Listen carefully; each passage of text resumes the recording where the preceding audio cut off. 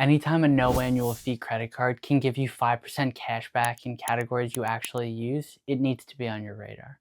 And AAA has two of them. One earns 5% back on groceries, the other on gas. But for some reason, both of these cards are still flying under the radar. Now, when most people think of AAA, they think roadside assistance, not credit cards, and definitely not elite cashback earners. But that's what makes these cards so interesting.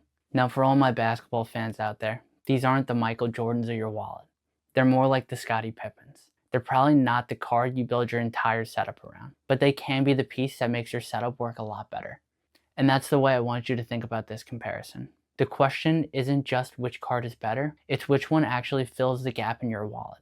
In this video, we're breaking down both cards, looking at where each one wins, and figuring out whether either of these cards deserves a spot in your setup.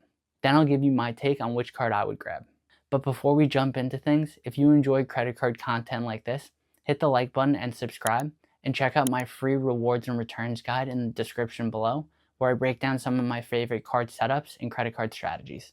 Now before we start picking sides, we need to clear something up first. In a vacuum, these cards look like twins, and that actually makes a decision here harder, not easier. Both cards have no annual fee, no foreign transaction fees, and currently offer the same $100 statement credit after you spend $1,000 in the first 90 days. But the most important thing that they both offer is one main 5% cashback category. And that distinction matters, because this isn't a fee comparison or a welcome bonus comparison. Really, this is a fit comparison.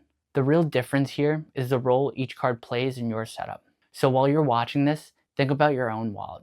Is your bigger gap groceries or is it gas? Now I'll give you my pick at the end, but first let's figure out where each card actually wins. Now where we're going to start here is the Daily Advantage first. It earns 5% back on groceries, which is already strong for a no annual fee card, plus 3% back on gas, EV charging, wholesale clubs, streaming, pharmacies, and AAA purchases. Now that second part is why this card is more than just a grocery card. To me, this is really a household spending card. You got groceries, wholesale clubs, gas, pharmacies, streaming, nothing flashy, just solid cashback multipliers. And the sneaky part here is that wholesale club category.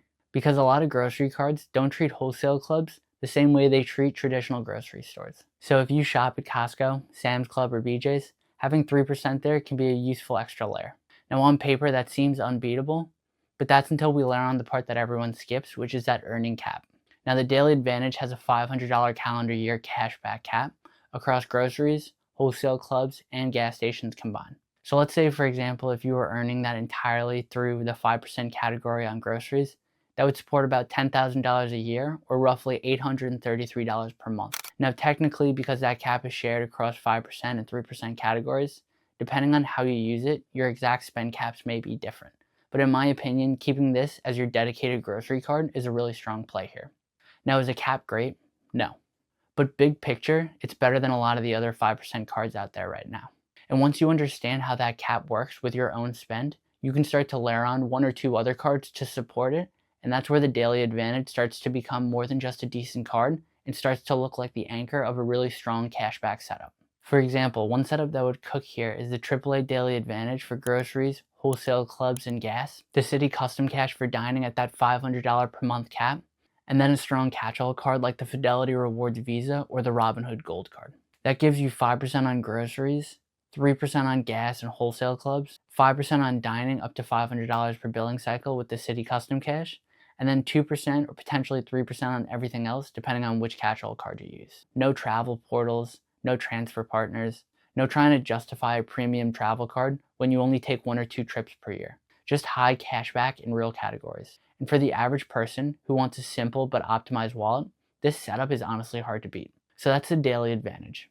Now let's take a look at the Travel Advantage, which is really built for a different type of spender. Now the Travel Advantage earns 5% back on gas and EV charging. Then it earns 3% back on groceries, restaurants, travel, and AAA purchases. And I want to be clear here. I'm not about to poo-poo this card.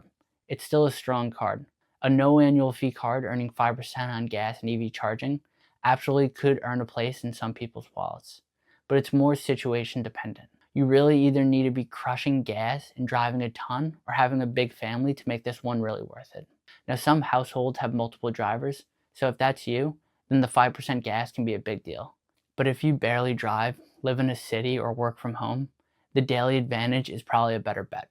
Now, one play I could see this card being worth it is if you already have an optimized setup around all your other major categories and just need a solid gas card to round out your overall setup. Then in my eyes, this one has to be in the top of your list. Now, without a doubt, those 3% categories do help here though.